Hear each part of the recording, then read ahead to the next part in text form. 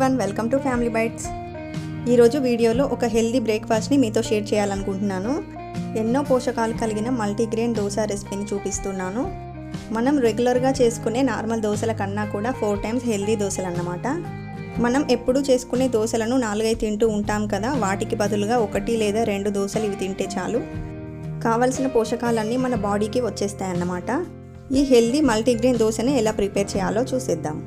ముందుగా ఒక ప్లేట్లోకి 1 కప్ దాకా బియ్యం వేసుకోండి. ఇక్కడ మీరు బ్రౌన్ రైస్ లేదా రెగ్యులర్ రైస్ అయినా వాడచ్చు. ఇందులోకి 1/2 కప్పు దాకా పెసలను వేసుకుందాము.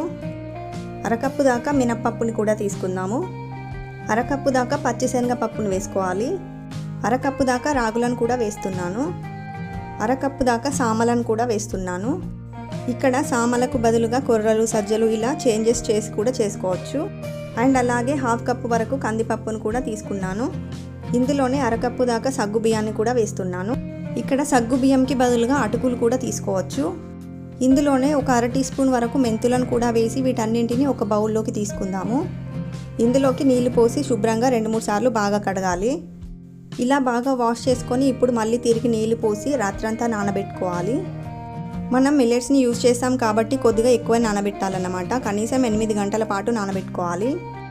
చూడండి, 8 గంటల తర్వాత ఇవి బాగా నానిపోయాయి కదా. ఇప్పుడు వీటిని మిక్సీ జార్లోకి యాడ్ చేసుకుందాము. ఇలా మిక్సీ జార్లోకి వేసుకొని కొద్దిగా వాటర్ వేసుకుంటూ మెత్తగా ఫైన్గా గ్రైండ్ చేసుకోవాలి. ఇలా గ్రైండ్ చేసుకున్న పిండిని ఒక బౌల్లోకి తీసుకుందాము. ఇలా పిండి మొత్తాన్ని గ్రైండ్ చేసుకున్న తర్వాత మూత పెట్టుకొని ఈ పిండిని 8 నుండి 10 గంటల పాటు ఫర్మెంట్ చేసుకోవాలన్నమాట. చూడండి, 10 గంటల తర్వాత పిండి బాగా పులిసింది కదా. ఇప్పుడు ఈ పిండిని ఒకసారి బాగా మిక్స్ చేసుకొని మనకు కావాల్సినంత పిండిని తీసుకొని ఒక బౌల్లోకి వేసుకుందాము. ఇందులోకి 1/2 టీ స్పూన్ వరకు సాల్ట్ని వేసుకొని ఒకసారి బాగా మిక్స్ చేసుకొని దోశల కింద వేసుకుందాము. ఇప్పుడు ఒక దోశ ప్యాన్ తీసుకొని హీట్ చేసుకోవాలి. ఇప్పుడు దీనిపైన దోశ బ్యాటర్ని వేసి స్ప్రెడ్ చేసుకుందాము. ఇలా ఈవెన్గా స్ప్రెడ్ చేసుకున్న తర్వాత ఇప్పుడు ఇందులోకి 1/2 టీ స్పూన్ వరకు ఆయిల్ని వేసుకొని బాగా కాల్చుకుందాము. ఆయిల్ని వేసుకొని 2 నిమిషాల పాటు హై ఫ్లేమ్లో కాల్చుకుంటే దోశ క్రిస్పీగా వస్తుందన్నమాట. ఇలా మనకు ఎన్ని కావాలంటే అన్ని దోశలు వేసుకోవచ్చు. ఈ దోశ పిండిని మనం ఉప్పు కలపకుండా 2-3 రోజుల పాటు ఫ్రిడ్జ్లో కూడా స్టోర్ చేసుకోవచ్చు అన్నమాట.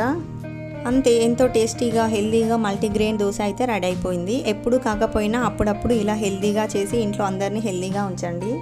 ఈ హెల్దీ మల్టీగ్రెయిన్ దోశ మీకు నచ్చినట్లయితే లైక్ చేయండి, షేర్ చేయండి. మరిన్ని టేస్టీ రెసిపీస్ కోసం ఛానల్ని సబ్స్క్రైబ్ చేసుకోండి. Thank you for watching.